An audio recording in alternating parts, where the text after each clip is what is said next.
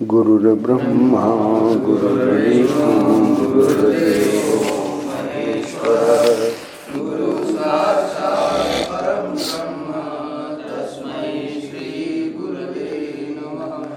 रामं रामानुजं सीतां भरतं भरतानुजं सुग्रीवं वायुसूनुं च प्रणमामि पुनः पुनः।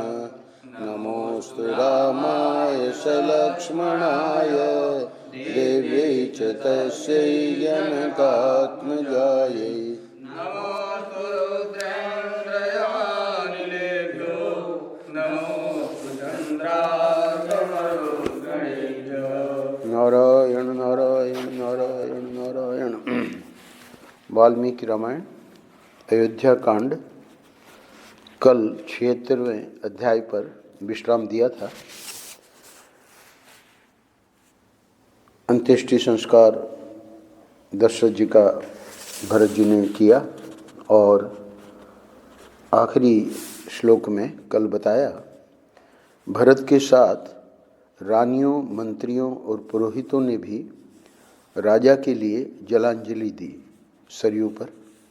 फिर सब के सब नेत्रों से आंसू बहाते हुए नगर में आए और 10 दिनों तक भूमि पर शयन करते हुए उन्होंने बड़े दुख से अपना समय व्यतीत किया। अगले अध्याय में वर्णन करते हैं, तदनंतर दशाह व्यतीत हो जाने पर राजकुमार भरत ने 11वें दिन आत्मशुद्धि के लिए स्नान और एकादशा श्राद्ध का अनुष्ठान किया। फिर 12वां दिन आने पर उन्होंने अन्य श्राद्ध कर्म, मासिक और सपिंडीकरण श्राद्ध किए। उसमें भरत ने ब्राह्मणों को धन, रत्न, प्रचुर अन्न, बहुमूल्य वस्त्र, नाना प्रकार के रत्न, बहुत से बकरे, चांदी और बहुतेरी गौवें दान की। यहाँ बड़ा विलक्षण है, ब्राह्मणों को बहुत से बकरे हैं, बात कम समझ में आती है। राजपुत्र भरत ने राजा के पारलौकिक हित के लिए बहुत से दास दासियां, सवारियां तथा बड़े बड़े घर भी ब्राह्मणों को दिए। तदनंतर 13वें दिन प्रातःकाल महाबाहु भरत शोक से मूर्छित होकर विलाप करने लगे। उस समय रोने से उनका गला भर आया था। वे पिता के चिता स्थान पर अस्थि संचय के लिए आए और अत्यंत दुखी होकर इस प्रकार कहने लगे, हे तात, आपने मुझे जिन ज्येष्ठ भ्राता रघुनाथ जी के हाथ में सौंपा था, उनके वन में चले जाने पर आपने मुझे सूने में ही छोड़ दिया। हे तात, हे नरेश्वर, जिन अनाथ हुई देवी के एकमात्र आधार पुत्र को आपने वन में भेज दिया, उन माता कौशल्या को छोड़कर आप कहाँ चले गए? पिता की चिता का वह स्थान मंडल भस्म से भरा हुआ था। अत्यंत दाह के कारण कुछ लाल दिखाई देता था। वहाँ पिता की जली हुई हड्डियाँ बिखरी हुई थीं। पिता के शरीर के निर्वाण का वह स्थान देखकर भरत अत्यंत विलाप करते हुए शोक में डूब गए। उस स्थान को देखते ही वे दीन भाव से रोकर पृथ्वी पर गिर पड़े, जैसे इंद्र का यंत्रबद्ध ऊंचा ध्वज ऊपर को उठाए जाते समय खिसक कर गिर पड़ा हो। तब उनके सारे मंत्री उन पवित्र व्रत वाले भरत के पास आ पहुँचे, जैसे पुण्यों का अंत होने पर स्वर्ग से गिरे हुए राजा ययाति के पास अष्टक आदि राजर्षि आ गए थे। भरत को शोक में डूबा हुआ देख शत्रुघ्न भी अपने पिता महाराज दशरथ का बारंबार स्मरण करते हुए अचेत होकर पृथ्वी पर गिर पड़े। वे समय समय पर अनुभव में आए हुए पिता के लालन पालन संबंधी उन गुणों का स्मरण करके अत्यंत दुखी हो सुध-बुध खोकर उन्मत्त के समान विलाप करने लगे। हाय, मंथरा से जिसका प्राकट्य हुआ है, कैकेयी रूपी ग्रह से जो व्याप्त है तथा जो किसी प्रकार भी मिटाया नहीं जा सकता, उस वरदानमय शोक रूपी उग्र समुद्र ने हम सब लोगों को अपने भीतर निमग्न कर दिया है। हे तात, आपने जिनका सदा लाड़ प्यार किया है तथा जो सुकुमार और बालक हैं, उन रोते बिलखते हुए भरत को छोड़कर आप कहाँ चले गए? शत्रुघ्न कह रहे हैं। भोजन, पान, वस्त्र और आभूषण, इन सबको अधिक संख्या में एकत्र करके आप हम सब लोगों से अपनी रुचि की वस्तुएं ग्रहण करने को कहते थे। अब कौन हमारे लिए ऐसी व्यवस्था करेगा? आप जैसे धर्मज्ञ महात्मा राजा से रहित होने पर पृथ्वी को फट जाना चाहिए। इस फटने के अवसर पर भी जो ये फट नहीं रही है, यह आश्चर्य की बात है।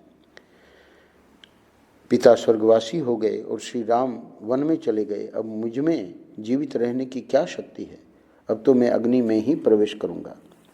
बड़े भाई और पिता से हीन होकर इक्ष्वाकुवंशी नरेशों द्वारा पालित इस सूनी अयोध्या में मैं प्रवेश नहीं करूंगा, तपोवन को ही चला जाऊंगा। उन दोनों का विलाप सुनकर और उस संकट को देखकर समस्त अनुचर वर्ग के लोग पुनः अत्यंत शोक से व्याकुल हो उठे। उस समय भरत और शत्रुघ्न दोनों भाई विषादग्रस्त और थकित होकर टूटे सिंगों वाले 2 बैलों के समान पृथ्वी पर लौट रहे थे। तदनंतर दैवी प्रकृति से युक्त और सर्वज्ञ वशिष्ठ जी, जो इन श्री राम आदि के पिता के पुरोहित थे, भरत को उठाकर उनसे इस प्रकार बोले, हे प्रभु, तुम्हारे पिता के दाह संस्कार हुए यह 13वां दिन है। अब अस्थि संचय का जो शेष कार्य है उसके करने में तुम यहाँ विलंब क्यों लगा रहे हो? भूख, प्यास, शोक, मोह तथा जरा मृत्यु, ये 3 द्वंद्व सभी प्राणियों में समान रूप से उपलब्ध होते हैं। भूख, प्यास, शोक, मोह, जरा, मृत्यु, ये 3 जो जोड़े हैं, द्वंद्व हैं, ये सभी प्राणियों में समान रूप से उपलब्ध होते हैं। इन्हें रोकना सर्वथा असंभव है। ऐसी स्थिति में तुम्हें इस तरह शोकाकुल नहीं होना चाहिए। तत्वज्ञ सुमंत्र ने भी शत्रुघ्न को उठाकर उनके चित्त को शांत किया तथा समस्त प्राणियों के जन्म और मरण की अनिवार्यता का उपदेश सुनाया। उस समय उठे हुए वे दोनों यशस्वी नरश्रेष्ठ वर्षा और धूप से मलिन हुए 2 अलग अलग इंद्र ध्वजों के समान प्रकाशित हो रहे थे। 77वें अध्याय के अंतिम श्लोक में वे आंसू पहुँचते हुए दीनतापूर्ण वाणी में बोलते थे। उन दोनों की आंखें लाल हो गई थी तथा मंत्री लोग उन दोनों राजकुमारों को दूसरी क्रियाएं शीघ्र करने के लिए प्रेरित कर रहे थे। 78वें अध्याय में वर्णन करते हैं, 13वें दिन का कार्य पूर्ण करके श्री रामचंद्र जी के पास जाने का विचार करते हुए शोक संतप्त भरत से लक्ष्मण के छोटे भाई शत्रुघ्न ने इस प्रकार कहा, भैया, जो दुख के समय अपने तथा आत्मीय जनों के लिए तो बात ही क्या है, समस्त प्राणियों को भी सहारा देने वाले हैं, वे सत्वगुण संपन्न श्री राम एक स्त्री के द्वारा वन में भेज दिए गए, यह कितने खेद की बात है। तथा वे जो बल और पराक्रम से संपन्न लक्ष्मण नामधारी शूरवीर हैं, उन्होंने भी कुछ नहीं किया। मैं पूछता हूँ कि उन्होंने पिता को कैद करके भी श्री राम को इस संकट से क्यों नहीं छुड़ाया? जब राजा एक नारी के वश में होकर बुरे मार्ग पर आरूढ़ हो चुके थे, तब न्याय और अन्याय का विचार करके उन्हें पहले ही कैद कर लेना चाहिए था। लक्ष्मण के छोटे भाई शत्रुघ्न जब इस प्रकार रोष में भरकर बोल रहे थे, उसी समय कुब्जा समस्त आभूषणों से विभूषित हो उस राजभवन के पूर्व द्वार पर आकर खड़ी हो गई। उसके अंगों में उत्तमोत्तम चंदन का लेप लगा हुआ था तथा वह राजरानियों के पहनने योग्य विविध वस्त्र धारण करके भांति भांति के आभूषणों से सज धज कर वहाँ आई थी। करधनी की विचित्र लड़ियों तथा अन्य बहुसंख्यक सुंदर अलंकारों से अलंकृत हो वह बहुत सी रस्सियों में बंधी हुई वानरी के समान जान पड़ती थी। वही सारी बुराइयों की जड़ थी, वही श्री राम के वनवास रूपी पाप का मूल कारण थी। उस पर दृष्टि पड़ते ही द्वारपाल ने उसे पकड़ लिया और बड़ी निर्दयता के साथ घसीट लाकर शत्रुघ्न के हाथ में देते हुए कहा, हे राजकुमार, जिसके कारण श्री राम को वन में निवास करना पड़ा है और आप लोगों के पिता ने शरीर का परित्याग किया है, वह क्रूर कर्म करने वाली पापिनी यही है। आप इसके साथ जैसा बर्ताव उचित समझें करें। द्वारपाल की बात पर विचार करके शत्रुघ्न का दुख और बढ़ गया। उन्होंने अपने कर्तव्य का निश्चय किया और अंतःपुर में रहने वाले सब लोगों को सुनाकर इस प्रकार कहा, इस पापिनी ने मेरे भाइयों तथा पिता को जैसा दुस्सह दुख पहुंचाया है, अपने इस क्रूर कर्म का वैसा ही फल यह भी भोगे। ऐसा कहकर शत्रुघ्न ने सखियों से घिरी हुई कुब्जा को तुरंत ही बलपूर्वक पकड़ लिया। वह डर के मारे ऐसा चीखने चिल्लाने लगी कि वह सारा महल गूंज उठा। फिर तो उसकी सारी सखियां अत्यंत संतप्त हो उठी और शत्रुघ्न को कुपित जानकर सब ओर भाग चली। उसकी संपूर्ण सखियों ने एक जगह एकत्र होकर आपस में सलाह की कि जिस प्रकार इन्होंने बलपूर्वक कुब्जा को पकड़ा है, उससे जान पड़ता है ये हम लोगों में से किसी को जीवित नहीं छोड़ेंगे। अतः हम लोग परम दयालु, उदार, धर्मज्ञ और यशस्विनी महारानी कौशल्या की शरण में चलें। इस समय वे ही हमारी निश्चल गति हैं। शत्रुओं का दमन करने वाले शत्रुघ्न रोष में भरकर कुब्जा को जमीन पर घसीटने लगे। उस समय वह जोर जोर से चीत्कार कर रही थी। जब मंथरा घसीटी जा रही थी, उस समय उसके नाना प्रकार के विचित्र आभूषण टूट टूट कर पृथ्वी पर इधर उधर बिखरे जाते थे। आभूषण के उन टुकड़ों से वह शोभाशाली विशाल राजभवन नक्षत्र मालाओं से अलंकृत शरद काल के आकाश की भांति अधिक सुशोभित हो रहा था। बलवान नरश्रेष्ठ शत्रुघ्न जिस समय रोषपूर्वक मंथरा को जोर से पकड़कर घसीट रहे थे, उस समय उसे छुड़ाने के लिए कैकेयी उनके पास आई। तब उन्होंने उसे धिक्कारते हुए उसके प्रति बड़ी कठोर बातें कही, उसे रोषपूर्वक फटकारा। शत्रुघ्न के वे कठोर वचन बड़े ही दुखदायी थे। उन्हें सुनकर कैकेयी को बहुत दुख हुआ। वह शत्रुघ्न के भय से थर्रा उठी और अपने पुत्र की शरण में आई। शत्रुघ्न को क्रोध में भरा हुआ देख भरत ने उनसे कहा,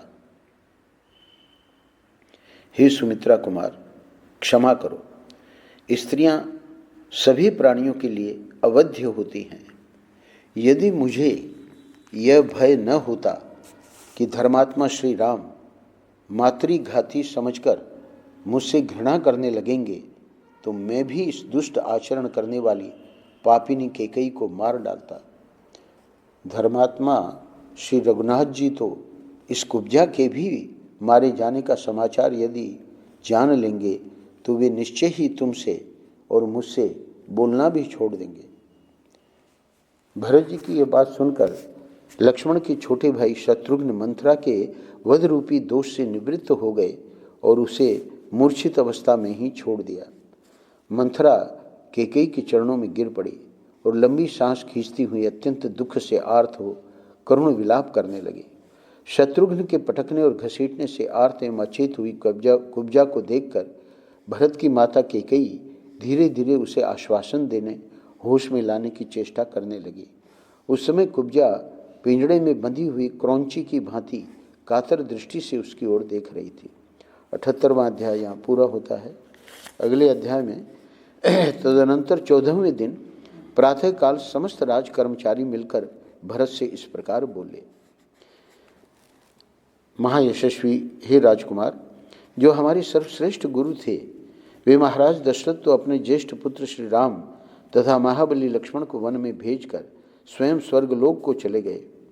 अब इस राज्य का कोई स्वामी नहीं है, इसलिए अब आप ही हमारे राजा हों। राज कर्मचारी भरत को कह रहे हैं, आपके बड़े भाई को स्वयं महाराज ने वनवास की आज्ञा दी और आपको यह राज्य प्रदान किया, अतः आपका राजा होना न्याय संगत है। इस संगति के कारण ही आप राज्य को अपने अधिकार में लेकर किसी के प्रति कोई अपराध नहीं कर रहे हैं। हे राजकुमार, हे रघुनंदन, ये मंत्री आदि स्वजन पूर्वासी तथा सेठ लोग अभिषेक की सब सामग्री लेकर आपकी राह देखते हैं। 14वें दिन उन लोगों ने अभिषेक की सब सामग्री जुटा ली और राज कर्मचारी भरत जी को कह रहे हैं कि हे भरत जी, आप अपने माता पितामहों के इस राज्य को अवश्य ग्रहण कीजिए। हे नरश्रेष्ठ, राजा के पद पर अपना अभिषेक कराइए और हम लोगों की रक्षा कीजिए। यह सुनकर उत्तम व्रत को धारण करने वाले भरत ने अभिषेक के लिए रखी हुई कलश आदि सब सामग्री की प्रदक्षिणा की और वहाँ उपस्थित हुए सब लोगों को इस प्रकार उत्तर दिया। यहाँ प्रश्न कोई उठा सकता है कि वशिष्ठ जी ने ऐसा क्यों नहीं कहा। तो वशिष्ठ जी ने ही इनको राज कर्मचारियों को कहा कि आप लोग प्रार्थना करें भरत को कि अब हमारे राजा आप ही हैं।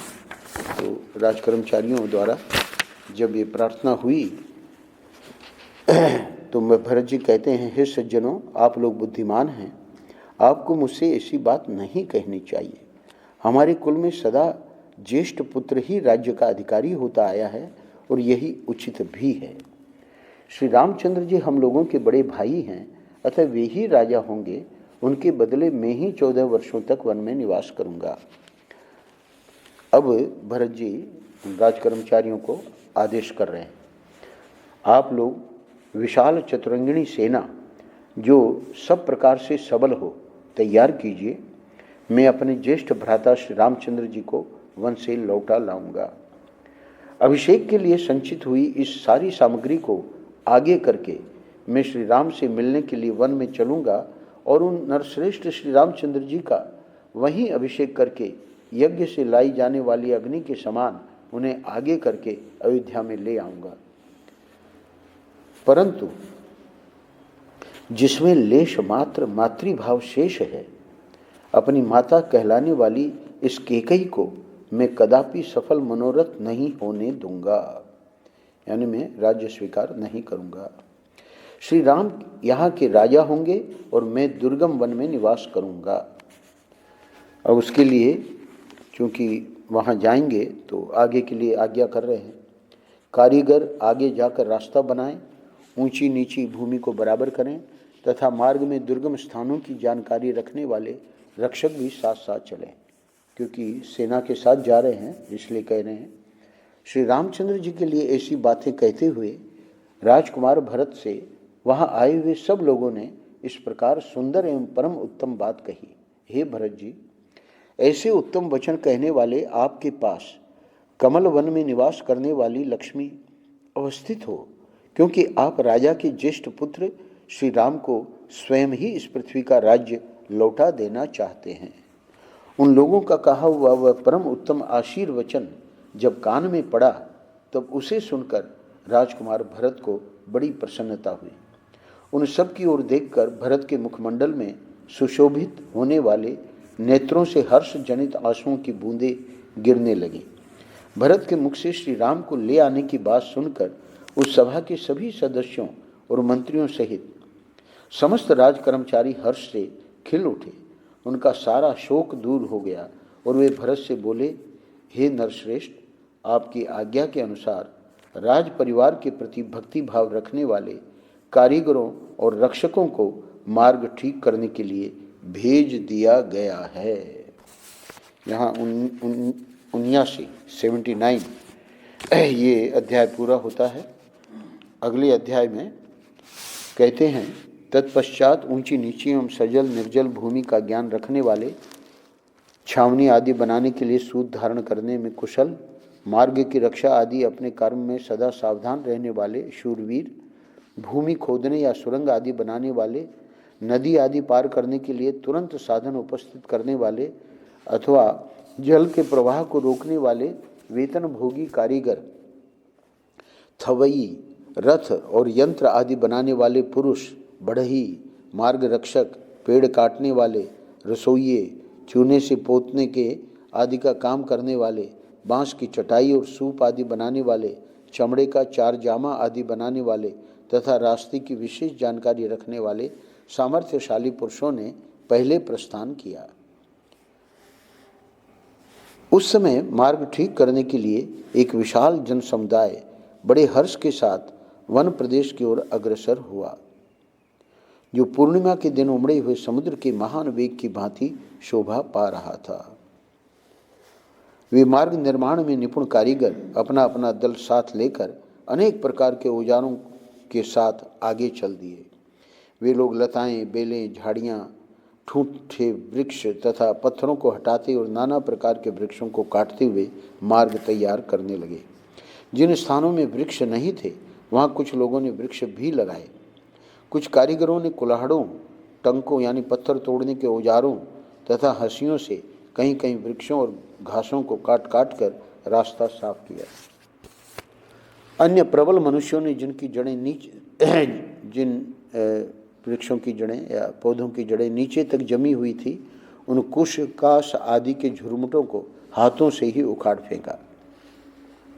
वे जहाँ तहाँ ऊंचे नीचे दुर्गम स्थानों को खोद खोद कर बराबर कर देते थे। दूसरे लोग कुओं और लंबे चौड़े गड्ढों को धूलों से ही पाट देते थे। जो स्थान नीचे होते वहाँ सब ओर से मिट्टी डालकर वे उन्हें शीघ्र ही बराबर कर देते थे। उन्होंने जहाँ पुल बांधने के योग्य पानी देखा वहाँ पुल बांध दिए, जहाँ कंकरीली जमीन दिखाई दी वहाँ उसे ठोक पीट कर मुलायम कर दिया, और जहाँ पानी बहने के लिए मार्ग बनाना आवश्यक समझा वहाँ बांध काट दिया। इस प्रकार विभिन्न देशों में वहाँ की आवश्यकता के अनुसार कार्य किया। छोटे छोटे सोतों को, जिनका पानी सब ओर बह जाया करता था, चारों ओर से बांधकर शीघ्र ही अधिक जल वाला बना दिया। इस तरह थोड़े ही समय में उन्होंने भिन्न भिन्न आकार प्रकार के बहुत से सरोवर तैयार कर दिए, जो अगाध जल से भरे होने के कारण समुद्र के समान जान पड़ते थे। निर्जल स्थानों में नाना प्रकार के अच्छे अच्छे कुएं और बावड़ी आदि बनवा दिए, जो आसपास बनी हुई वेदिकाओं से अलंकृत थे। इस प्रकार सेना का वह मार्ग देवताओं के मार्ग की भांति अधिक शोभा पाने लगा। उसकी भूमि पर चूना, सुर्खी और कंक्रीट बिछाकर उसे कूट पीट कर पक्का कर दिया गया था। उसके किनारे किनारे फूलों से सुशोभित वृक्ष लगाए गए थे। वहाँ के वृक्षों पर मतवाले पक्षी चहक रहे थे। सारे मार्ग को पताकाओं से सजा दिया गया था। उस पर चंदन मिश्रित जल का छिड़काव किया गया था तथा अनेक प्रकार के फूलों से वह सड़क सजाई गई थी। मार्ग बन जाने पर जहाँ तहाँ छावनी आदि बनाने के लिए जिन्हें अधिकार दिया गया था, कार्य में दत्त चित्त रहने वाले उन लोगों ने भरत की आज्ञा के अनुसार सेवकों को काम करने का आदेश देकर जहाँ स्वादिष्ट फलों की अधिकता थी, उन सुंदर प्रदेशों में छावनियाँ बनवाईं, और जो भरत को अभीष्ट था, मार्ग के भूषण रूप उस शिविर को नाना प्रकार के अलंकारों से और भी सजा दिया। वास्तुकर्म के ज्ञाता, ध्यान दीजिएगा, वास्तुकर्म के ज्ञाता विद्वानों ने उत्तम नक्षत्रों और मुहूर्तों में महात्मा भरत के ठहरने के लिए जो जो स्थान बने थे उनकी प्रतिष्ठा करवाई। मार्ग में बने हुए वे विश्राम स्थान इंद्रपुरी के समान शोभा पाते थे। उनके चारों ओर खाइयाँ खोदी गई थी, धूल मिट्टी के ऊंचे ढेर लगाए गए थे। खेमों के भीतर इंद्र नीलमणि की बनी हुई प्रतिमाएं सजाई गई थी। गलियों और सड़कों से उनकी विशेष शोभा होती थी। राजकीय गृहों और देवस्थानों से युक्त वे शिविर चूने पुते हुए चार दीवारियों से घिरे हुए थे। सभी विश्राम स्थान पताकाओं से सुशोभित थे। सर्वत्र बड़ी बड़ी सड़कों का सुंदर ढंग से निर्माण किया गया था।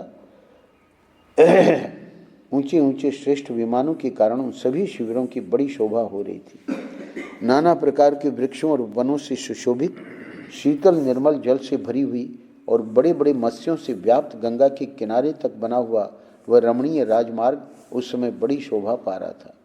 अच्छे कारीगरों ने उसका निर्माण किया था। रात्रि के समय वह चंद्रमा और तारागणों से मंडित निर्मल आकाश के समान सुशोभित होता था। 80वां अध्याय यहाँ पूरा होता है।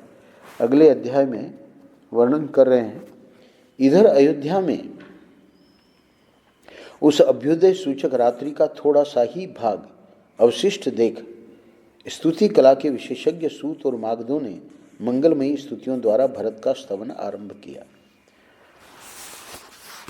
जो वशिष्ठ जी ने दो बातें की, एक तो राज कर्मचारियों को भेजा तो भरत जी ने आज्ञा कर दी, वो कार्य तो हो ही रहा है।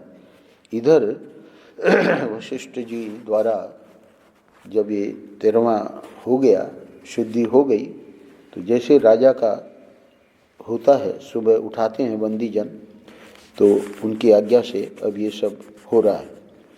प्रहर की समाप्ति को सूचित करने वाली दुंदुभी सोने के डंडे से आहत होकर बज उठी। बाजे बजाने वालों ने शंख तथा दूसरे दूसरे नाना प्रकार के सैकड़ों बाजे बजाए।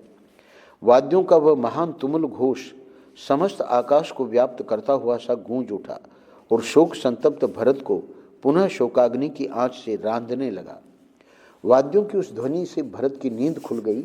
वे जाग उठे और क्या कहते हैं भरत जी, मैं राजा नहीं हूँ, ऐसा कहकर उन्होंने उन बाजों को बजना बंद करा दिया।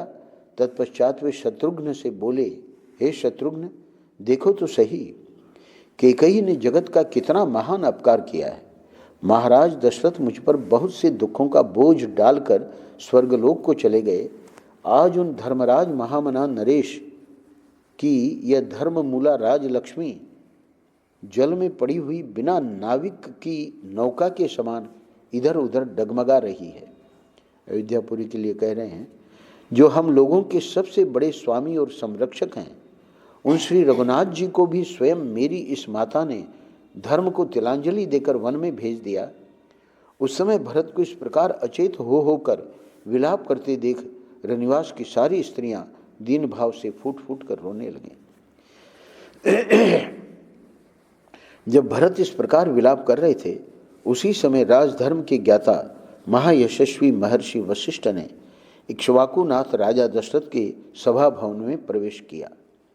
वह सभा भवन, अब यहाँ भरत ने तो उन सबको वाद्यों को बंद करवा दिया, उधर जो सभा भवन है तो वहाँ का वर्णन कर रहे हैं। वह सभा भवन अधिकांश स्वर्ण का बना हुआ था, उसमें सोने के खंभे लगे थे। वह रमणीय सभा देवताओं की सुधर्मा सभा के समान शोभा पाती थी। दशरथ जी के बारे में आया है कि इंद्र का भी वैभव अयोध्या के वैभव के सामने फीका था। संपूर्ण वेदों के ज्ञाता धर्मात्मा वशिष्ठ ने अपने शिष्यगण के साथ उस सभा में पदार्पण किया और स्वर्ण में पीठ पर जो स्वस्तिकाकार बिछौने से ढका हुआ था, यानी जो पुरोहित जी का, वशिष्ठ जी का जो आसन था, उन पर वे विराजमान हुए। आसन ग्रहण करने के पश्चात उन्होंने दूतों को आज्ञा दी, तुम लोग शांत भाव से जाकर ब्राह्मणों, क्षत्रियों, योद्धाओं, अमात्यों यानी मंत्रियों और सेनापतियों को शीघ्र बुला लाओ। अन्य राजकुमारों के साथ यशस्वी भरत और शत्रुघ्न को, मंत्री युधाजित और सुमंत्र को तथा और भी जो हितैषी पुरुष वहाँ हों, उन सबको शीघ्र बुलाओ, हमें उनसे बहुत ही आवश्यक कार्य है। तदनंतर घोड़े, हाथी और रथों से आने वाले लोगों का महान कोलाहल आरंभ हुआ। तत्पश्चात जैसे देवता इंद्र का अभिनंदन करते हैं, उसी प्रकार समस्त प्रकृतियों, मंत्री, प्रजा आदि ने आते हुए भरत का राजा दशरथ की ही भांति अभिनंदन किया। फिर ये अंतिम श्लोक है 81वें अध्याय का। यहीं हम आज विराम करते हैं। कल वशिष्ठ जी भरत जी को कुछ कहेंगे, बहुत महत्वपूर्ण है। अंतिम श्लोक में कुछ उपमा दी है, उसका टिप्पणी में स्पष्ट कर दिया है। तिमी नामक महान मत्स्य और जलहस्ती से युक्त स्थिर जल वाले तथा मुक्ता आदि मणियों से युक्त शंख और बालुका वाले समुद्र के जलाशय की भांति वह सभा दशरथ पुत्र भरत से सुशोभित होकर वैसी ही शोभा पाने लगी जैसे पूर्व काल में राजा दशरथ की उपस्थिति से शोभा पाती थी। इसको टिप्पणी में समझाया है। यहाँ सभा उपमेय यानी उसकी उपमा दी है, मानो जलाशय है, और जलाशय के जो विशेषण दिए गए हैं वे सभा में इस प्रकार संगत होते हैं। सभा में तिमी और जल हस्ती के चित्र लगे हैं। स्थिर जल की जगह उसमें स्थिर तेज है। खंभों में मणियाँ जड़ी गई हैं, शंख के चित्र हैं तथा फर्श में सोने का लेप लगा है जो स्वर्ण बालुका सा प्रतीत होता है। आज यहीं विश्राम देते हैं। कल 82वें अध्याय में हम लोग प्रवेश करेंगे। श्री राम जय राम जय जय राम।